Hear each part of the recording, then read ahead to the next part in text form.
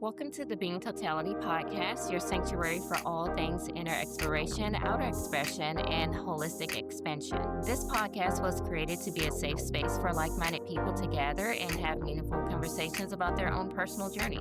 Together, we explore the depths of self inquiry, the authentic expression that emerges from it, and the holistic growth that unfolds along the way. I'm your host, Renee Lucas. Thank you so much for being here and tuning in. I hope that you enjoy the show. Welcome back to the Being Totality podcast. Thank you so much for being here with me, Renee, and our guest for today, which is Kat Papadiko. It's very Hello. nice to have you here. Very nice to be here. Thank you so much for having me, Renee. Yes, we love good, heartfelt conversations that's just fully comfortable and literally about your own journey. Perfect. So tell the audience, what do you do? Like, where are you from and what do you do? Okay, so I am actually Greek.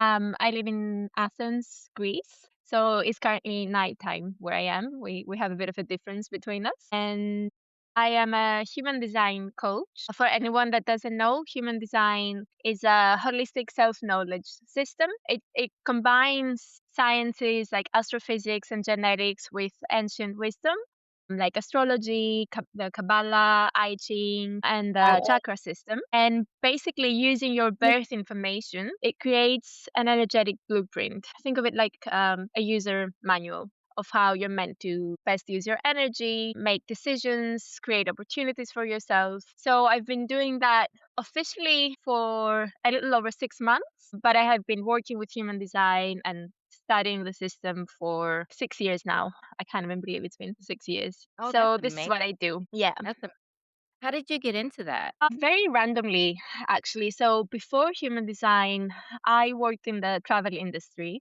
for years. I was in corporate environments, I was in startup environments. I was mostly doing sales and business development. And, it was like from outside, it was a great career. I was good at it. I was getting promoted. I was making money. But oh my God, I was so unhappy, so unhappy doing it. And it wasn't even like, I wouldn't say I was in toxic environments. I wasn't in toxic companies or anything. It's just that it wasn't me, it wasn't my purpose. But I also didn't know what my purpose was. I just knew that I was getting like more and more resentful and angry as a year went by. And then 6 years ago, at the very start of the pandemic, actually, um, I randomly saw something about human design on, I think it was Instagram or something, and it just really caught my attention. And I started reading about it and I generated my own chart. I was like, wow, like this really resonates with me. This is like a description of me. And what's interesting is that at that point I was really like not the spiritual type at all. Like I was very hardcore science, I would only go for things that could be scientifically proven. And I mean, I had worked on myself, like using different tools, like I had been in therapy. I was dealing with like my own generational trauma. I was reading my books. I was doing all the work, but nothing really seemed to work for me. As I said, I was kind of stuck, I guess. So discovering human design at the time, I just like kind of started experimenting with it. And then a year later, I became a mom, and motherhood was something that really like it was a very transformative experience for me. I mean, I guess probably for everyone, but it was transformative in that I felt like you're a role model now. There's a little human that looks up to you. So you really need to be your best self.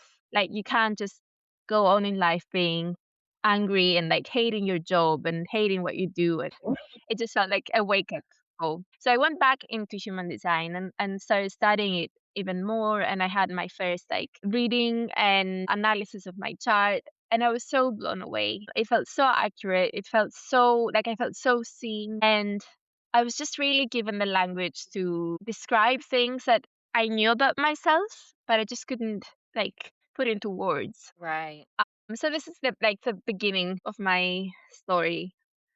Um Yeah, I mean, it seems crazy, like, to think about it now, because like, 6 years ago, I was in such a different place, and then last year, I decided, like, I'm taking that leap of faith because I think, there's the moment that you discover something about yourself and you learn something about yourself, but then claiming that part of yourself is a whole different process. And going out in the world and saying, this is me now, this is what I do now, this is what I believe now, is really like a whole different thing. And I like to say that I went through a sort of spiritual like come out. Like I had Mhm. to say to like my mom and my friends and everyone that like I'm into that now, like, and I want to do that. And it took a while. It took me a while to admit that and to claim that. And starting my own business, as I'm sure it's not easy. It's like it's like there are times it's just really really hard, but I'm so much happier now. I'm just And happy. that's I good. wasn't happy before. That's good. And that's literally how the journey starts. And everybody's journey is different. I tell people that all the time, no matter how many episodes that I have on this podcast, everybody's journey is different. And the way that you find it is going to be, well, I feel like it would be almost bizarre because there's so many different ways to discover your own happiness. And the first thing you have to do is look inward and do that inner exploration portion of that so you can really dial in on what you like, what you want to learn and like really get to know yourself so you can understand what direction you want to go in. And that also has a lot to do with like exploring different spirituality, religious or, just anything that you're interested in, but you can't be afraid to start and try it. Yeah. And from there, it kind of branches off like a tree. It starts with the roots and then it kind of branches off and then you find your own way. And it looks like you found your way with these readings and, learning different things that feels connected to you. And as long as it feels connected to you, there's no it's an affinity type of feeling, and you just run with it, and that's how businesses usually start. Right? Yeah, absolutely. That's absolutely true. Because I knew like one thing that I really enjoyed in my corporate career was being like managing people. I really liked coaching people and leading teams. And so I knew that I wanted to hold on to that part. I just really like I needed a different framework to do it. I didn't want to coach people to like learn how to sell better or bring bigger numbers to the company. I wanted like a completely different framework. um, and now I feel like I really like I found my place, and it's something that is like it's really comforting to feel like that I finally found my place, and it's And never too late in life, right? absolutely, and that's really powerful what you just said. It's never too late. As long as you're breathing and Yeah. you are having a human experience, it's never too late to just start. And I love the fact that you decided to start working on yourself.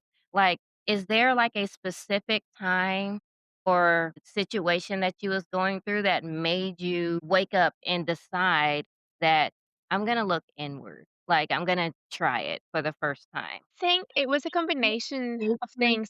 I was in a time in my life that nothing really felt right. And I think sometimes it so happens that change comes in that way that everything has to Everything has change to change for for real change real. to happen. It's not just your career, it's like your personal life and your belief systems, and everything just kind of shifts. Like, if I look at who I was 3 years ago, like I was a completely different person, like a completely different life. And I think what really motivated me was, as I said, obviously motherhood was a big part of that, but I just felt so stuck. I felt that for years, I've been trying and I've been doing the work and I can't. And I kept thinking, when I look back, when I'm at like the last days of my life and I look back at my life, what do I want to see? And that Mhm. really, that was such a wake up call because sometimes like you just kind of go with it, you just like, it is what it is. I'm just gonna go along. But when you realize that it's like you only get that one timeline, I really like I felt so scared that I was gonna be in my last moments thinking, oh my God, what have I done? Like I didn't use that time Right. correctly. So that was a huge motivation for me, and that brought many changes. Obviously, a big one was in my career, another one was like in my personal life with my daughter's father. Yeah, there were so many, many changes going on at the same time. And obviously, change is really scary. Sometimes it's like it feels like it's better to hold on to something just because it's familiar.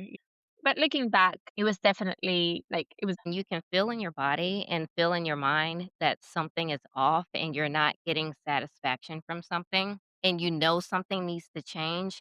That's literally where it starts because a lot of people in the world, no matter where you are, tend to just go with the flow because society says that you're supposed to do this, this, and this, but that's not for everyone. I know a lot of people are just used to following the person that's in front of them instead of, like, going after what they want because, again, it is scary and it is risky, and there Mhm. is a high possibility of failure, and I think a Yeah, lot of people run away from it because of that possibility, but then again, like you said, you only have 1 life, like, when you're laying on your deathbed and you're looking back at how your life went. Are you going to be satisfied or are you going to still have that shoulda, coulda, woulda feeling? And that I feel like that would be the worst. Like, right. you have Yeah, no more time and you still have things that you still wanna do or want to explore and you just never did it. yeah, exactly, exactly. Yeah, like that's. I think that's my biggest fear. Yeah. Yeah, I think Like that's being everyone's in that biggest place. fear. I just think that not many people realize it though. Yeah, yeah, Until you tell them. Yeah. absolutely. And sometimes just the smallest thing can literally push that curiosity. So, like, it could be a YouTube video, it could be a clip that you've seen on TikTok, or maybe even a movie that's not even like Yeah. realistic. Anything Yeah. can push that. And especially like with motherhood, I mean, you branching off, doing what you feel in your heart, in your mind, and your soul that makes you feel good, that's going to be something amazing to teach your child about.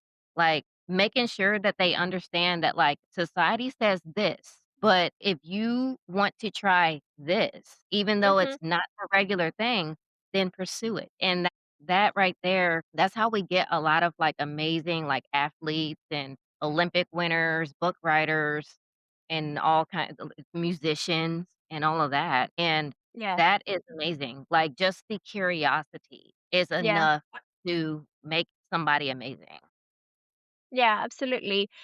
That's how I felt. Like I was like, I want my daughter to see her mom as someone who tries, who's not afraid to fail, who's not afraid to take risks, who's not gonna dim her light. Because you can say those things, but if you don't embody them, if you are not that person, then it doesn't really make like it doesn't have an impact on your child. So yeah, that was really, really important for me. Yeah, and I like that word that you used, embodied.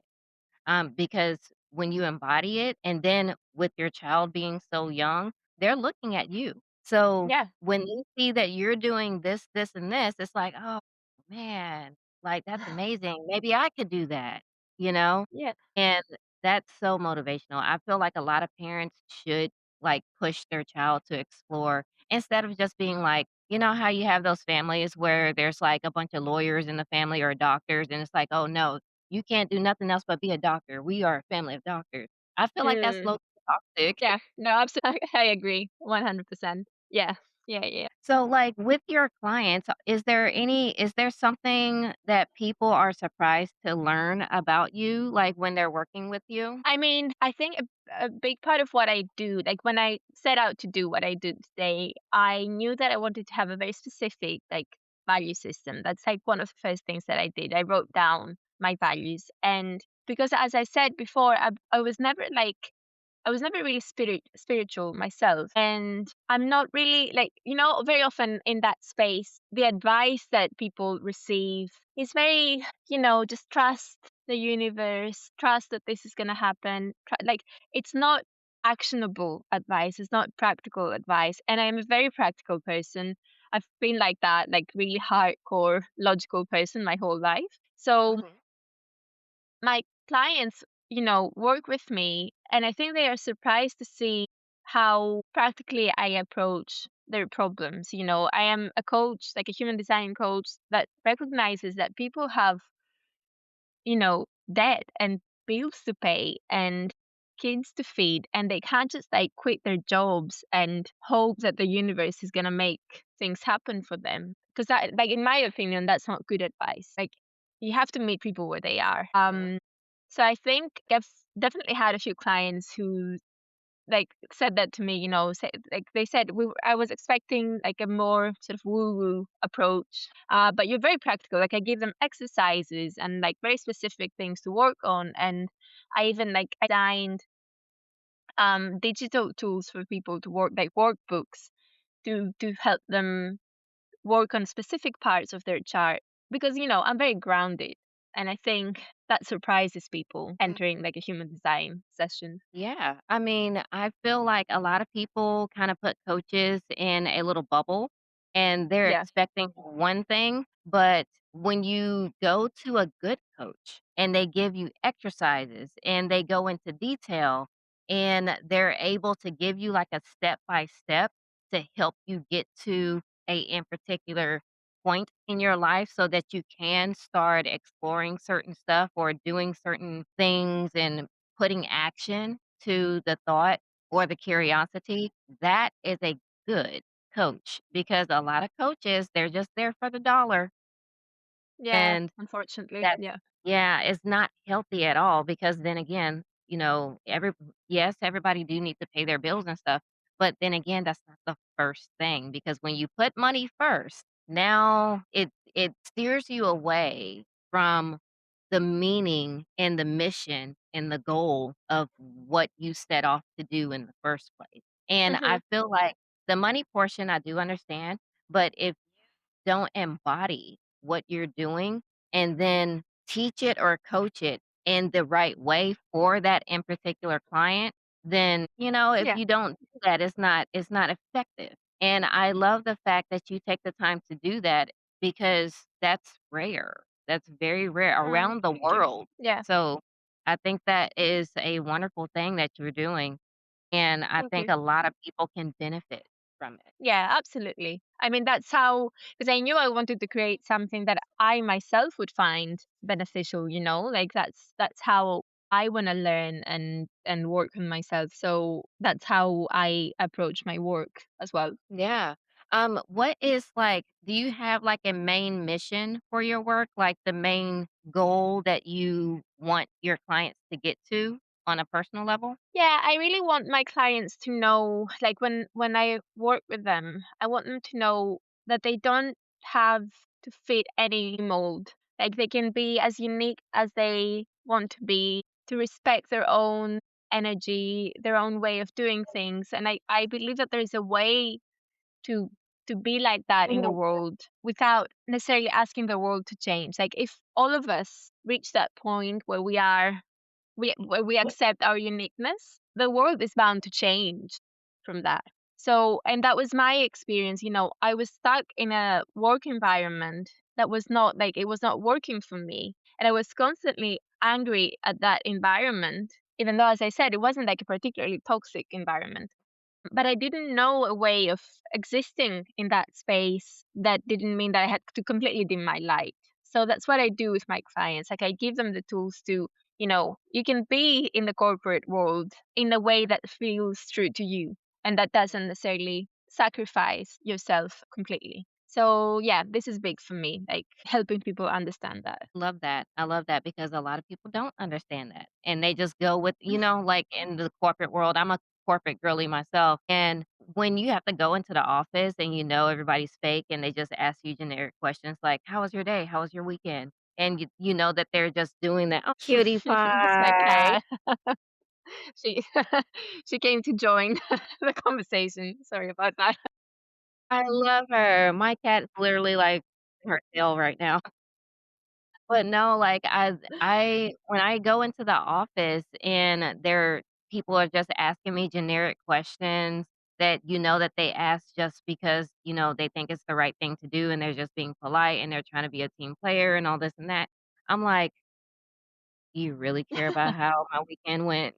You know? Yeah. And I'm, like, giving them the side eye, like, you know? Yeah, I absolutely know what you mean. Yeah. Yeah, and for me, with the way that my personality is, I don't like fluff talk. Like, if it's not a deep, meaningful conversation, then it's not worth it, because it's like, why am I trying to bond with a person that I'm only working with?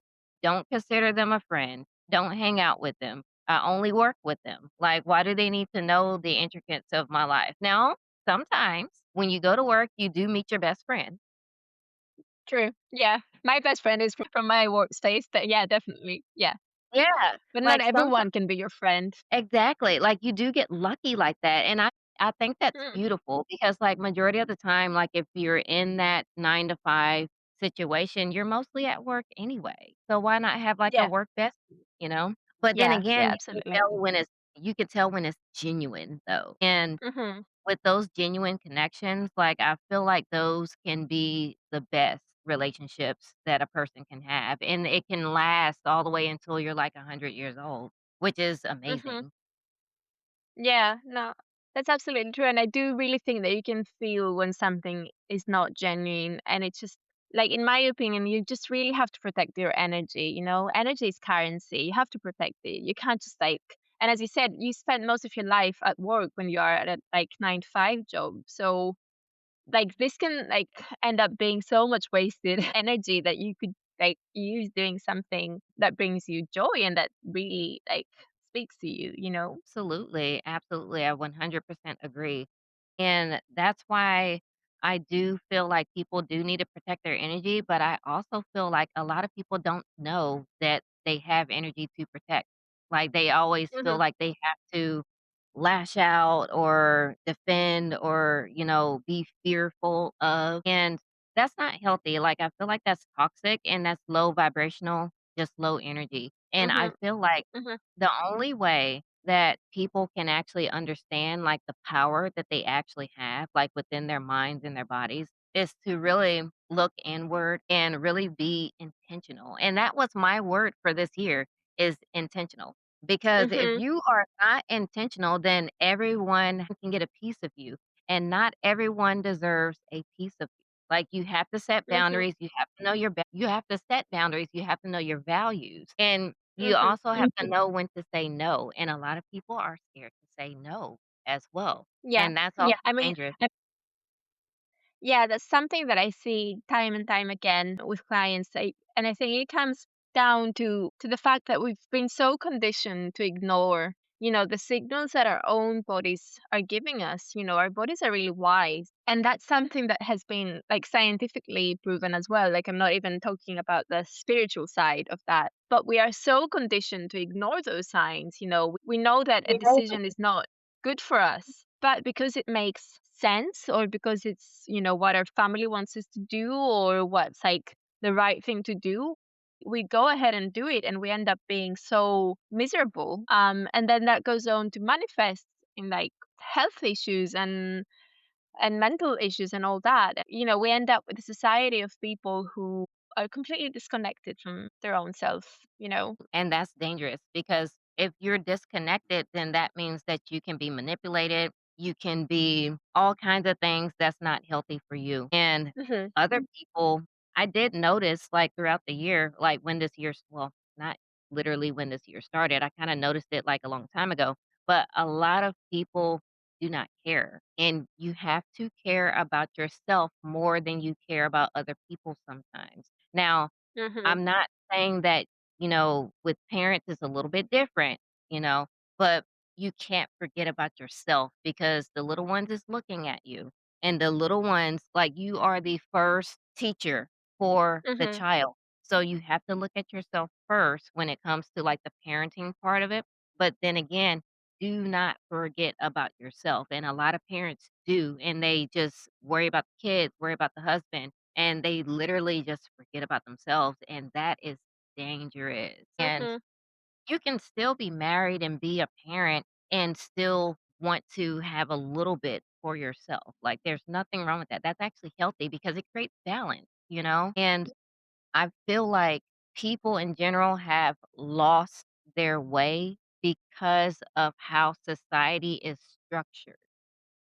And when you think about things in a different way from the structure, that makes people scared to even attempt or think about. It makes them feel like, my God, am I a bad person for just thinking about this? Am I putting too much at risk? Or am I just like, am I going to just mess my life up or something like that? And that's where it gets scary. But like when you succeed, then it's like, man, I'm so glad that I did that, but that was scary. Yeah, yeah, absolutely. But I think obviously working on yourself and looking after yourself also implies like doing some really hard work. It's not just about the self care. The self care part that's easy or easier, but to really like look into your soul and your scars and your trauma and like the difficult parts of you and work with them, that is hard work and it requires courage and bravery and you just like but you have to because it's so rewarding. Like once you do the work, it's so rewarding, but people obviously are scared because they don't know what to expect on the other side of that. Mhm. And this it just feels that in our society at the moment there's a shift. I think we are in between spaces, like systems are kind of crumbling and then new systems are emerging, and I'm just Mhm. hopeful that in that in between space, people are gonna feel forced to look inside themselves and say, like, what do I need to do to be a better person, or a better parent, or a better partner, friend, like whatever you know your role is in life. Yeah, Absolutely, because I think it's the only way out. absolutely, and that's the thing that's going to scare a lot of people because, like, eventually, like, when it becomes something that you have to be forced to do because the regular things and the things that you've always known is crumbling. I don't know, like, I feel like to me, it's going to be a good thing, but to Yeah. a lot of people, it's going to be terrifying, and that is Mhm. normal. Like, that's another thing that I want, like, people listening to this podcast to know that, like, it's going to be terrifying. Like, depending on Yeah. where you are in your journey, in life in general, it's going to be scary, but then again, good always comes out of being uncomfortable. So you have to keep in mind that it's Absolutely. always 50-50. And as long Mhm. as you don't stay stuck on the scared part, you should be able to get through it. Now, how you get through it depends on you and your personality type, but you will get through it. You're Mhm. never going to be stuck. And Mhm. that's why I feel like in society, with everything that's going on, being forced to do that is ultimately going to be a good thing. And people are going to start coming back to themselves. They're going to start being better at being a free thinker instead of being told things all the time. And they're going to Mm. get better at being curious. And curiosity is the thing that could set you free. Yeah. And Absolutely. I completely agree. Yeah. I love that. Let's see. Okay, so another question. So like when it comes to authentic expression, what does Mhm. expression means to you personally in your practice? That's such a good question because being a new business owner, obviously a big part of what I do is putting myself out there. So that means creating content for social media and like the different platforms and talking to different people. And I think it's so easy to get caught up. I'm sorry, the cat going crazy. To start following like different like, strategies that people suggest and different frameworks, and we have to do this and that and whatever, and I think that's like a shortcut to losing your authentic voice when you start just like following someone else's system. Essentially, like you mold yourself again into their own voice. Everything I share, what I ask myself before I share it is like, is that performative or is that honest? Is that like an honest experience? Like, does it align with my values and everything? And that has, I think, so far helped me stay authentic, like, has kept my expression authentic. And I think that's why when people find me, I think they kind of know what to expect. Like, they don't enter a session with me thinking it's going to be something else than it is, you know? Mhm. I love that. I love that. I love the fact that you are monitoring your authentic expression by questioning yourself in general to make sure that you are being expressive in the correct way that aligns with your values because that's what you're supposed to do, you know? Mhm. And it's really funny because, like, a lot of people think that's new. A lot of people feel like that's a new thing. It's like, no, you're supposed to always do that. Yeah, yeah, absolutely. Absolutely. But I think we consume so much content these days, this an abundance of information available to us that unfortunately I think we need to work on our own filters of what we consume. Because I mean I catch myself all the time like consuming some sort of content without like questioning it at all. Like I just take it for what it is and that can really make your brain rot eventually. Like you need to be alert. And yeah, I think with practice you essentially learn how to see people for what they are. Yeah, absolutely. I find myself doing that sometimes, like looking at things at face value when I'm going through TikTok. And I'm like, wait a minute, hold on. Yeah. Like, I know that this is, like, crazy to be looking at. I'm like, "Oh, I like this, and I like this, and I like this, but wait a minute. Do I really Mm. like it, or is this person just being performative, like you said, just to Mhm. get some Mhm. views because they're trying to make some money?" Yeah. And Yeah, absolutely. I see that all over the world. Like, you know how okay, so one example, you've probably seen this before. So, you know how the celebrities are all, like, looking the same? Like, there's, like, Mhm. musicians and actors, and everybody has, like, lip filler. Everybody has, like, butt implants and all that. And I'm like, "Why does everybody Yeah. look the same?" Like, that's crazy. And that's not authentic at all. They're following a No. trend, and we know that trends suck. Like, we don't like Mm. trends. Especially if you're trying to be authentic, and I'm like, "Okay," so I see that in the celebrity world, which people like us, like regular people, tend to look at that as entertainment, and then we start to do it, and then all of a sudden, like, everybody's dressing the same, everybody has, like, the Mm. same stuff going on, and I'm like, "Yo," like, the more and more that the years go on and the newer generations come up, it's like, no one has their own style anymore. Like, everybody Yeah. wants to look like everybody, and that's why, like, I was telling my friend the other day, I love, like, Gothic people. Like, I love them because they're all so different, and I can just look at them and be like, "Yo, they look like" I just wanna have sit down and have a conversation with them because they look so interesting. Like, I just wanna Yeah. ask a bunch of questions. Yeah, because they do what they wanna do. They don't do it for for following the trend. They just wanna Mhm. be like that. Yeah, and that's really it's wonderful when you're in the presence of that. I agree 100%. Yeah. And, like, another thing is that, like, a lot of people say that, like, "Oh my god, they look so scary and all this and that." They're the biggest teddy bears and the nicest people you would Yeah. ever meet, and they're super authentic, and the fact like, in my last I believe it was my last episode that I did, I was telling the other guests that, like, do you know how confident that you have to be and how much, like, you have to know yourself to be able to walk outside like that? Like, Yeah. I love it. I'm inspired by it. And I even have, like, kinda went back into my skater girl days and my little grunge era because, like, I when I was younger, I started off as, like, a skater girl, like, I'm a Avril Lavigne fan for life. I love that. And then when I got older, and then I went to college and got out of college, and then I started working in the corporate world, I started looking like everybody else. And I started, like, playing with the fluff talk and all of that stuff, and I started to feel lost, and then when I started my yoga journey, that's when I started turning back to myself, looking inward, doing my introspection work, and then it also helps that I'm an introvert as well, so I'm always looking at Mm. myself. Mhm.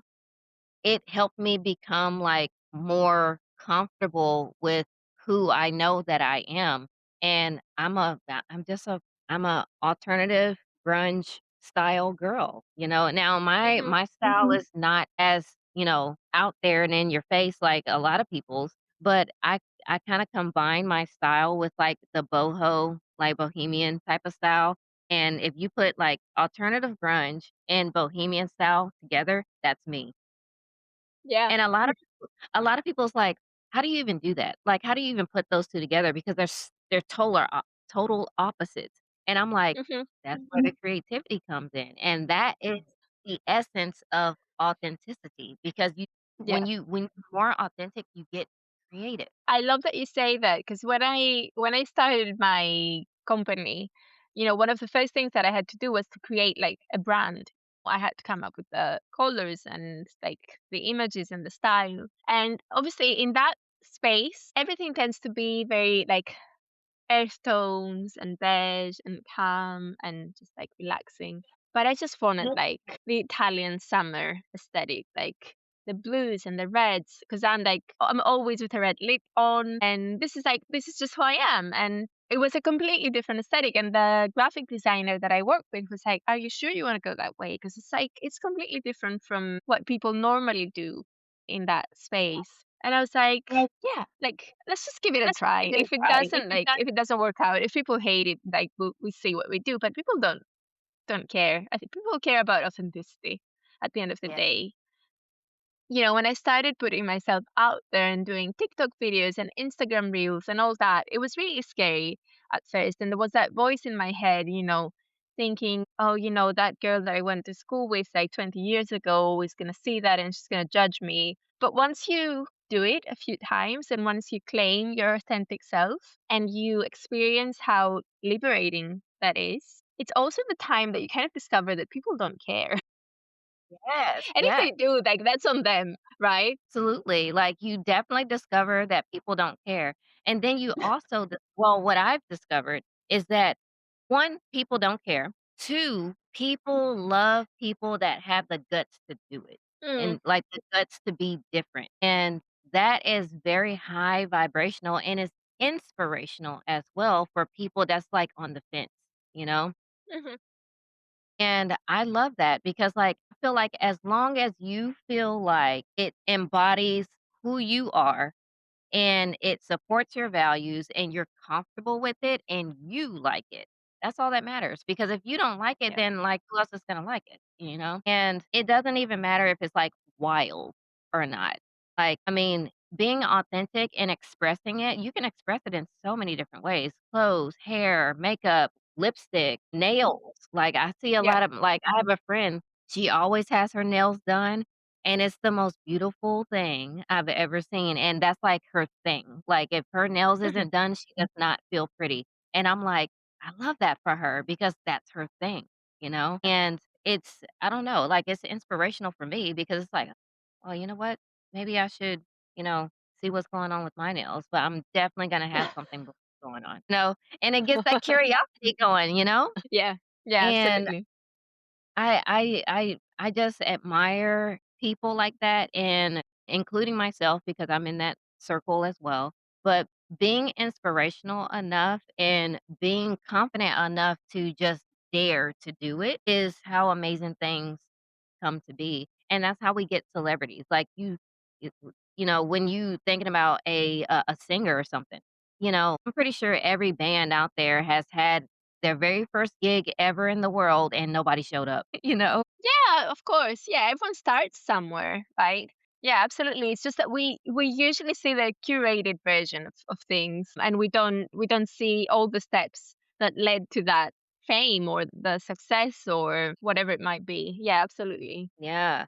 Like, even with, like, movie auditions, it's like, you're gonna go to an audition? Like, who does that? Like, Hmm. And, I mean, that's the start of everything. So, I definitely, definitely, definitely love it when I see people being authentic because, in today's world, like, right now, there's not many of us. There's That is not true. many of And Yeah. so, like, I feel like we have to, like, stay connected and, like, hang on to each other because it's like even with, like, the work that you do, I feel like we can definitely, like, come on here and do, like, a collaboration on something because, like, we're both authentic and we both have this amazing journey, and we literally found each other. Mm, Like, yeah. I feel like it was Yeah, I almost, love like, that. manifested, you know? Yeah. You know what I really love about what you've been saying is that it really, like for me, it really resonates with your human design chart. Like it's been blowing my mind since we started our conversation how aligned you are, basically. That's what it feels like to me anyway. I love We'll that. get Well, that yeah. start on that. Let's start on that design chart. Yeah.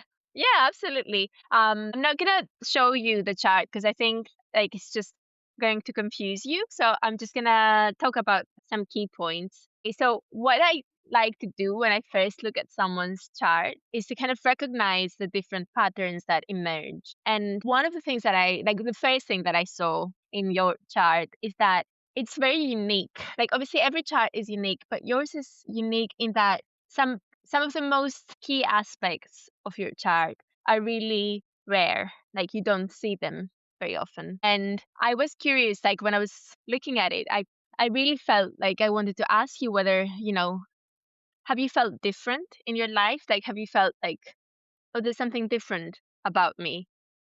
I Yes, don't know if I've you've had that always experience. yeah, like I've always felt different ever since I was little. I think that I started to notice that I was different probably around 13 or 12 or somewhere Hmm. around there. But I've always been scared of it though, because I didn't know Hmm. what that meant. Like, did I have like some type of mental disorder or like what did I just have like a bad pair of parents or was I not being taught correctly? Like I was trying to like find like what that was. And the older I got, I started journaling and stuff. Hmm. And that helped a lot because Hmm. I did come to the conclusion that I was different, but I didn't know if that was a good thing or not. Okay. Okay. Well, we'll talk about like what's different, what's rare about your chart in a minute. But a couple of other things that really came across was that you're very wise. It feels like you're wiser than your age. I don't know if that's something that resonates with you, but there are different parts of your chart that really point to that. Yeah. You're nodding your head, smiling. And then you come across as someone who has a very clear idea of who they are.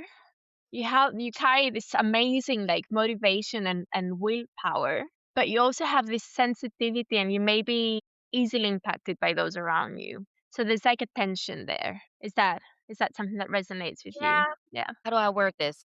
Feel I word it. But yes, I do resonate with that. I do resonate with Yeah. that because like with me feeling I used to get in trouble when I was like a teenager because like I would always ask like why. Like I always want to like know Mhm. the reasons behind stuff, and I've always been told that I was, like, more knowledgeable than my age, but then again, I always consider myself a nerd because I like reading books, but I don't like Mhm. reading, like, like, I love the Harry Potter books and stuff, but, like, Mhm. I usually would read something like poetry or something about the mind, and Mm. things like that.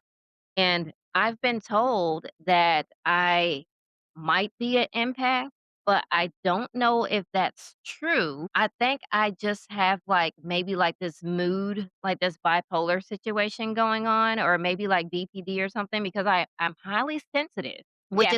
is why I always tell people that like I'm very intentional and I Mhm. can come off as standoffish sometimes, but that's because I'm reading the room to see what energies that, I look at patterns and stuff Yeah. to kinda protect myself.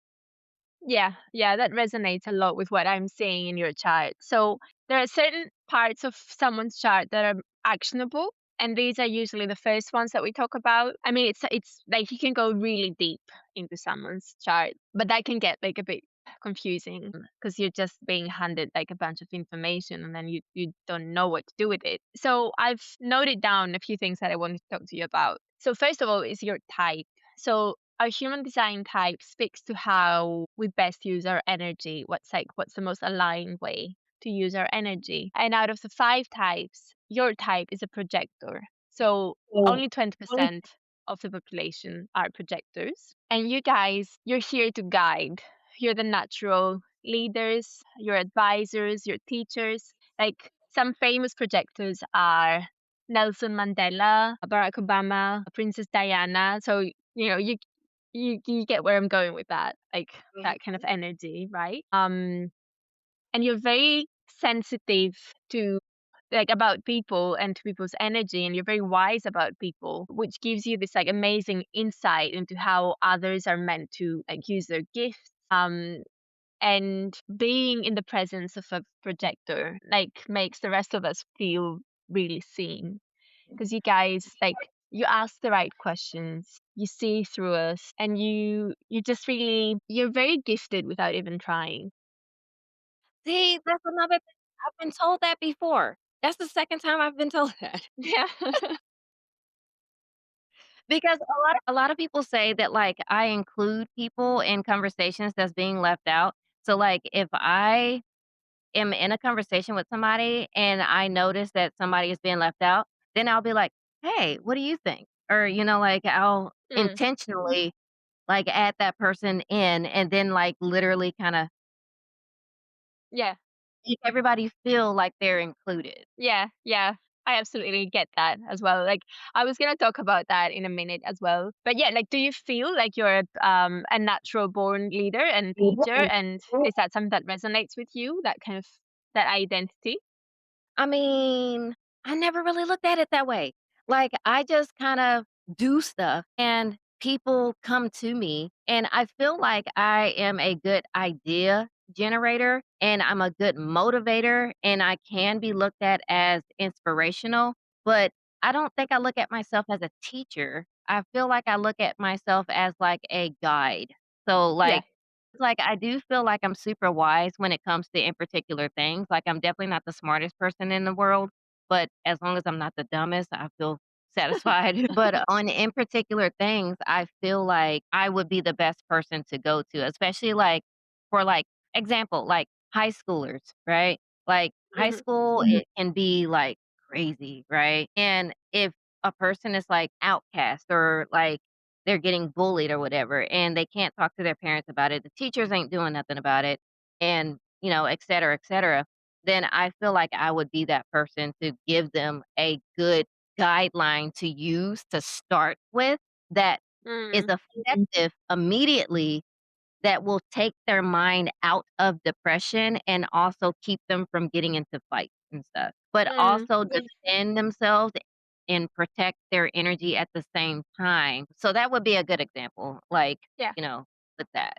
So yeah. That's the thing about projectors, that they're able to look at the bigger picture. So that's why your advice and your insights like they sit so well with people, because it's not just like a sort of narrow look at things, but you look at the broader spectrum, which is what makes you so wise. But what's interesting about projectors is that they don't have like access to their energy all the time. So projectors are the kind of people that need to rest throughout the day. You're Mhm. an energy projector, so it's a specific type of projectors. You're more energetic than other projectors, but still, like, you're not meant to be on all the time and like do all the time. You're much better, like, you operate much better in, like, one-to-one, deep, meaningful Yeah. conversations, which you mentioned before, and I was like, "Yes, very typical projector," because your energy, like, naturally, like, ebbs and flows throughout the day, and this is really important that you're aware of that. Like my daughter is a projector, and I'm very proud of the fact that I've taught her that she just like when she's frustrated during the day, that she just needs to lie down for half an hour. Like she doesn't nap during the day. She stopped napping at a very young age, but she still like just lies down for half an hour and then she's back at it. Like her energy renews itself. Mhm.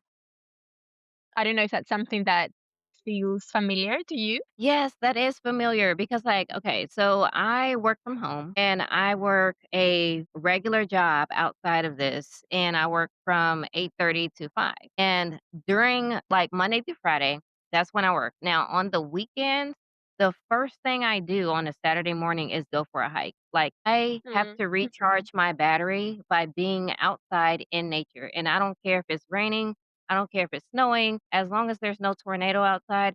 I'm good, you know? Yeah.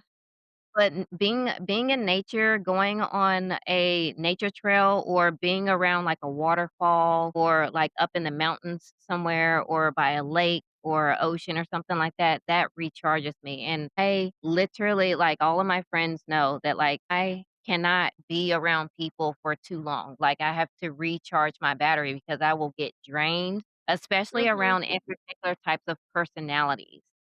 Mm. And because Yeah. some personalities, they project so much energy, and I have to regulate that energy, and after, like, 10, 15 minutes of being around someone, I'm like, "Yo, I gotta go." Like, Yeah.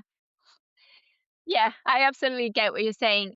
I mean, this in my opinion comes from two different things. Like one, like 70% of people have consistent energy. So they are the doers of the world and they are constantly on, and they can be very exhausting to be around, especially when they are not aligned themselves. But then another part of your chart that was interesting is that you have many open chakras. We call them centers in human design. So you have a completely open emotional center, and that makes you an incredible empath. But as you said yourself, like in your own words, you enter a room and you can pick up everyone's emotions in that room.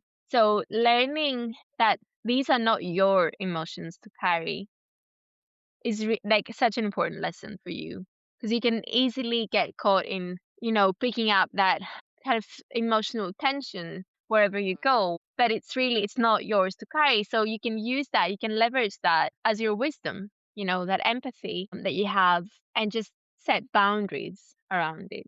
And then you also have an emotional, like an open root center, which means that you pick up people's like anxiety and stress and their own need to keep going, which is not yours. And you also have an open spleen center, and that's related to fear. So you may be picking up other people's fears, and you might even know when people are unwell and they don't know about it themselves. Like you might even be able to sense that in people. So there's this like incredible sensitivity and openness in your chart that comes with wisdom. But as I said at the beginning, this can be the place where you get conditioned easily, and where others might try to force their own fears, like sadness, happiness, stress, or whatever, onto you. yes, I experienced that a lot. I had that, when I was working for AT&T and T and we were in the office. Like, I'm pretty sure I didn't do anything to these people, and all of these people was older than me, and I think I was, like, probably, like, the 3rd youngest person in the whole entire building. But for whatever reason, even if I've never had a conversation with us in particular people or whatever, they would just, like, not like me. They would not like me, and they would, like, purposely be mean to me. So I took it as, like, okay, they're projecting onto me because my energy is disturbing them in some type of way. And that made me feel bad because I was like, okay, is this good energy or is it bad energy? Or like, what's making them come at a person that they don't know like that? Hmm. And I don't really know if I am a empath or not because, like, if I walk into a room and nobody knows me, right? I can read the energy in the room based on how people look at me because I look at like body language in the eyes and stuff. Like I'm really detailed when I'm looking at people to see if they're like, Mm. paying attention or whatever. And I don't know, like, I pick up on certain things, but I also feel like sometimes, well, most of the time, I ignore it because I am trying to give people the benefit of the doubt that I probably shouldn't. So I kind of doubt myself sometimes.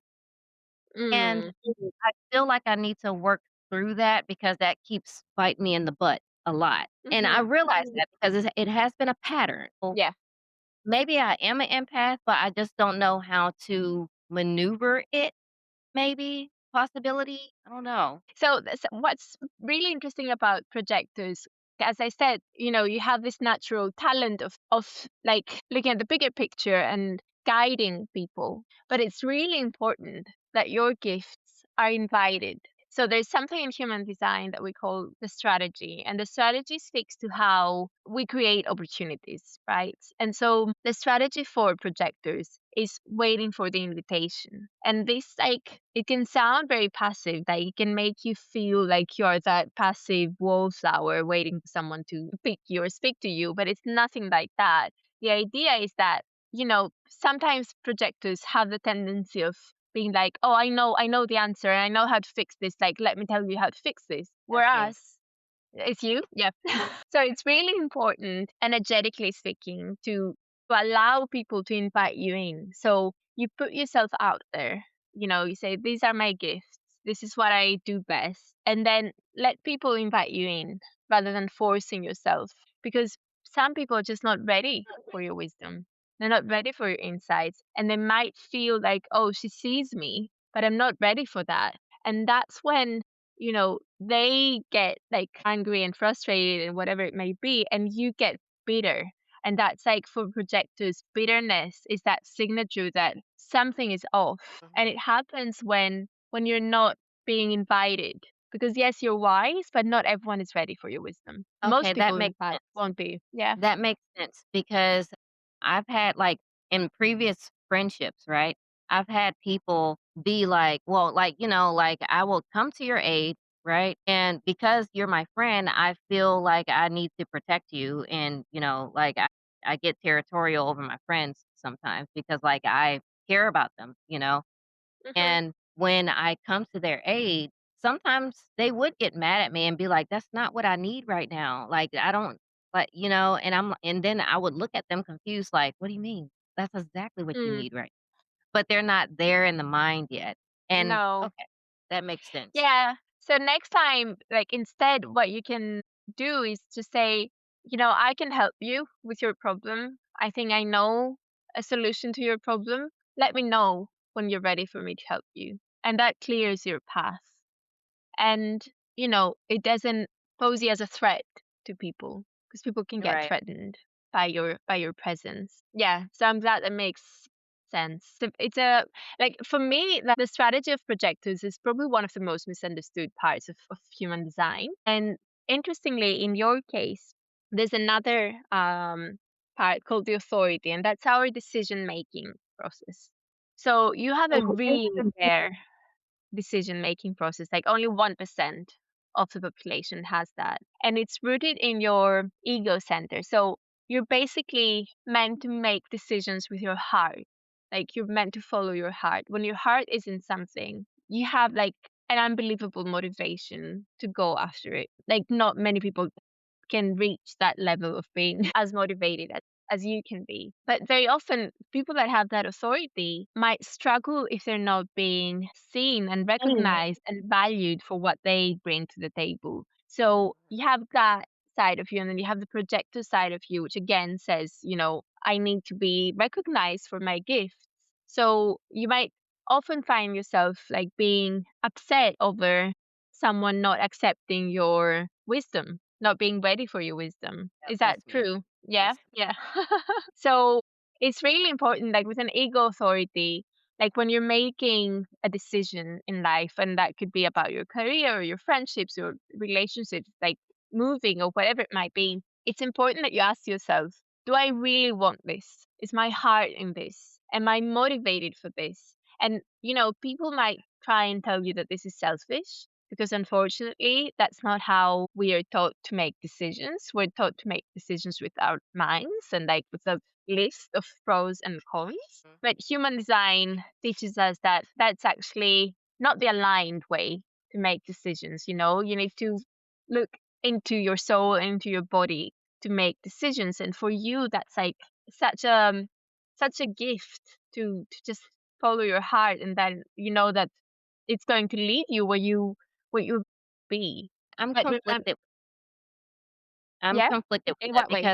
because I've always knew that I did that, but Mhm. I I don't think that when I did that, like, I tend to think a little bit logical now because I'm slightly bitter because of previous times when I've been doing that, it's always bitten me in the butt and it's always, like, come out of, like, like the result would be like betrayal or hurt or pain, and it kinda made me a little bit bitter, but I think that's only because I didn't know how to navigate it. Because, like, again, Mhm. when my journey started, it started with yoga, and then I started doing meditation, and I started getting certifications in other different modalities and things, and sound healing and stuff like that, but that wasn't too long ago, you know? Mhm. And I would say, like, oh my gosh. Yeah, that wasn't too long ago, but I don't think I knew how to navigate it. So it kind of made me a little bit bitter. So I stopped. Well, I'm not going to say I stopped, but I kind of went 50-50 depending on what the situation is, on if I should lead with my heart or lead with my brain. Because my brain Mhm. was like, look at the pattern. And then my heart was like, this feels right. But logically, on paper, that's not right. So, like, I got this conflicting head-to-head situation, and I feel like sometimes Mhm. I still get stuck in that. So, I feel like Yeah. that's partially right, but that bitterness makes me conflicted. See, I mean, it's very, for me, it's very interesting that you use the word bitterness because, as I said, that's like for projectors, that's the sign that you're out of alignment. And it usually happens like before you reach that decision part. So we're still in the strategy part. It's important to like especially when it comes to situations that involve other people, to ask yourself, were you invited in that situation or did you initiate that situation? Because you're not Also, meant. it's me initiating, I wasn't invited, and that's where the Yeah, bitterness comes from. Ah, see, now I know exactly. where I messed up. I'm glad that clicked. Yeah, Yeah, really because, like, important. I'm definitely, like, following exactly what you're talking about, but for the longest time, I was like, "I don't know, maybe I should just, like, stop. I need to Mhm. just stop," because, like, apparently I'm doing something wrong, and I don't know if it's me or if it's them or if I'm just not mentally navigating something correctly, and, like, maybe, like, 2 years ago, like, my main word was resonance. Like, I need Mm, to be resonating with something, and I think that's where I went wrong with a lot of people is that I invited myself and they weren't ready for it, and that caused me to be bitter, which is why I put myself in my own entanglement of exactly. Yeah, exactly. It's exactly as you describe it. Yeah, that's what it sounds like. And, on that note, and this is the last part that I wanted to talk to you about, there's something in human design. It's called our profile, and it speaks to how we're meant to align with our purpose in life. And it's made up of two lines. So your profile is a 4-6. So the first line, line 4, means that you're just naturally gifted at creating communities. You're just like communities, not of like, not large communities, but communities of people that value the quality of your relationship with them. You're good at recognizing who these people are.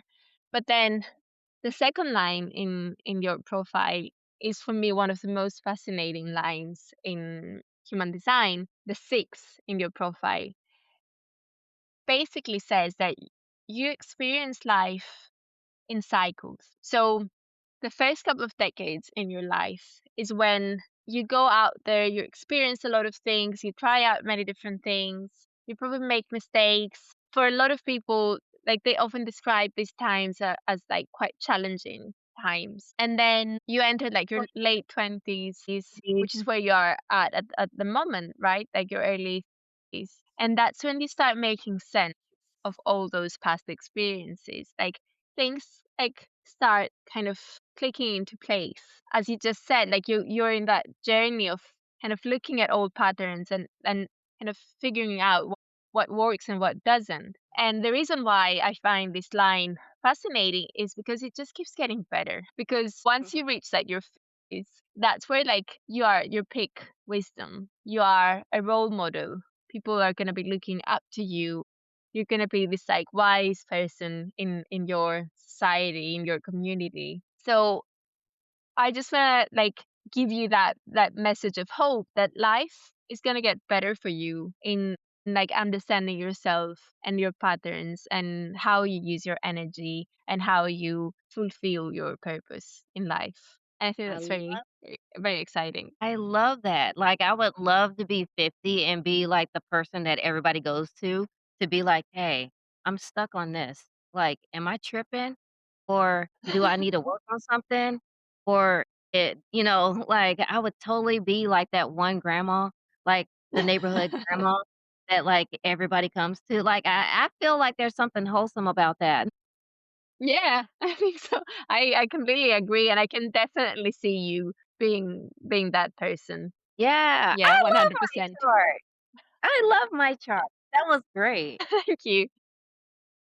Yay. Yeah, you Yeah. gotta definitely send that to me in the email because I'm gonna keep that. I'm gonna keep that because this is my first Yeah. time having my chart read. Amazing, amazing. And this is just like the tip of the iceberg, actually. Like you can get into so much more detail.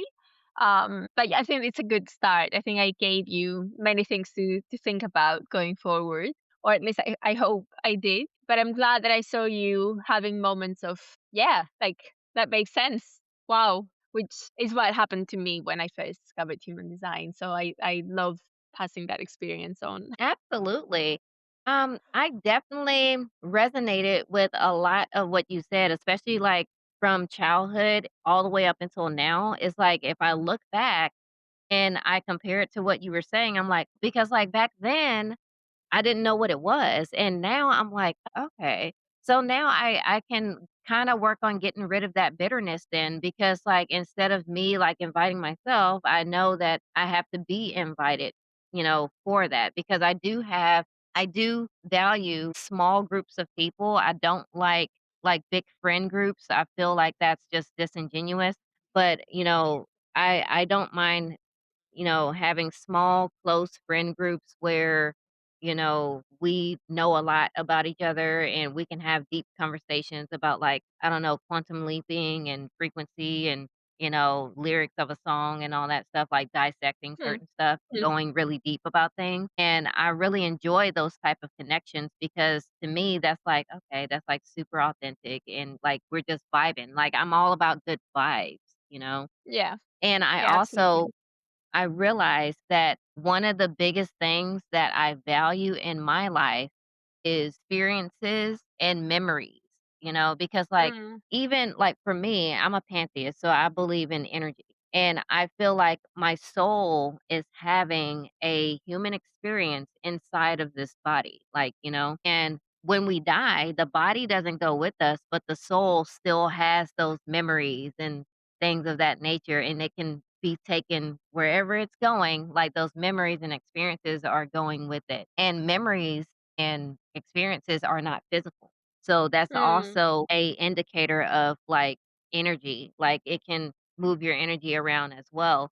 So that's one thing that I notice that I value a lot from life with and which is why I keep saying that like I keep being super intentional about what I eat, what I drink, where I live, how I dress, my makeup, how I do my hair.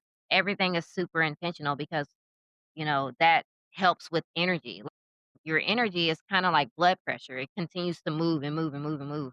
And based on, yeah, like, your thinking and, like, what you're doing and what you're experiencing and all of that stuff, like, all of that plays a role. Being intentional is super important, and energy and vibes is essential. yeah, absolutely. Yeah, 100% agree. Yeah. So All true. right. So we're gonna go ahead and wrap it up. Tell the audience, like how they can find you on social media and what your website and all that good stuff is. Sure. My website is unfoldyourdesign.com, and my handle across social media is the same at unfoldyourdesign. And I have so many free resources on my website for people to start like learning about their design. Again, this was something that I wanted to create. I wanted to give people free resources because I understand it's an investment, right? And you want to know what you're investing in before you invest. So I've created so many free resources where people can have a look and generate their chart and get like first idea of their own energetic blueprint. Awesome. And they can book a session with you through the website as well. Yeah, exactly. Yeah, they can book a session. They can order their storybook, which is basically a written interpretation of their chart, which I do by hand. Like I don't use AI tools or anything like that. I do it very like I would do a session basically, and then they can explore all my other offerings. I want one of those. I need one of those Yeah, so I can look back at it. So I'm absolutely. requesting one of those because I think that this chart reading was amazing and it Thank you. definitely described a lot about me. And I feel like you are genuine and you know exactly what you're talking about. And I feel like a lot of people would benefit from booking a session with you just to like get an understanding of themselves and their personality and all of that good stuff. I feel like it's going to help along with, other things like meditation and all of that stuff as well. Thank you so much. That really, really means a lot. Thank you. Yes. Thank you for joining me in this space of introspection and expansion. I hope today's conversation offered guidance, clarity, or a moment of resonance that supports you on your path to deeper alignment. If this episode spoke to you, I invite you to subscribe, share with someone who might benefit, and leave a review. It truly helps the community grow. For more resources and offerings from the Tranquil Yoga Studio and the Being Totality platform, you can connect with us on our social media channels or visit our main website at tranquilyogastudio.com. Until next time, continue honoring your truth, nurturing your spirit, and stepping into the totality of who you are.